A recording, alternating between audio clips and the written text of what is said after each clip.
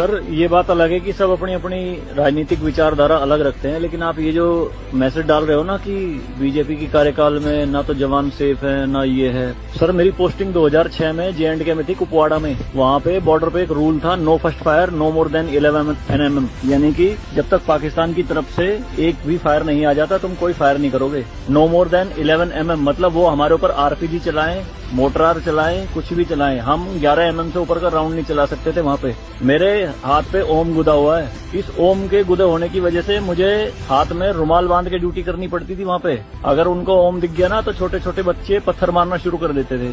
और सर श्रीनगर के लाल चौक पे 26 जनवरी के दिन बहुत बड़ा तिरंगा बिछा के जिंदी गाय काटी थी, जिंदी, और जिंदी की खाल उतारी थी सबके सामने, पूरी सेना के सामने। यूनिट खड़ी थी वहाँ पे पूरी, और चक्कू लहरा के खूब बोलते थे, क्यों भाई हिंदुस्तानी कुत्तो, तुम्हारी माँ है ना ये, देखो क्या हाल करेंगे इसका हम। भाई कुछ नहीं उखाड़ सकते थे उनका। क्यों? क्योंकि सेंट्रल में गवर्नमेंट गंडवी थी, नपुंसक गवर्नमेंट थी। हमारे सर पे चौकी बना ली थी उन्होंने, जो LAC है ना, LOC, उस पे बिल्कुल वहीं 50 मीटर के दायरे में। और रात में बड़े बड़े स्पीकर पे माइक पे बोलते थे पाकिस्तानी रेंजर्स, अरे अपनी बहनों को एक रात के लिए हमें दे दो, क्या हुआ हिंदुस्तानी नपुंसको, चलाओ गोली। कुछ नहीं कर सकते थे उनका।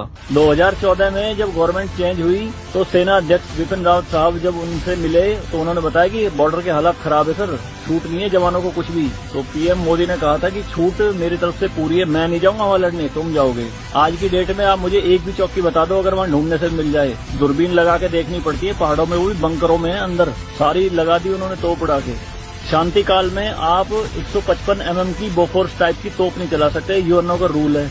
लेकिन 2014 में ये बोफोर्स भी चली JNK में पाकिस्तान की तरफ चौकी उड़ाने के लिए।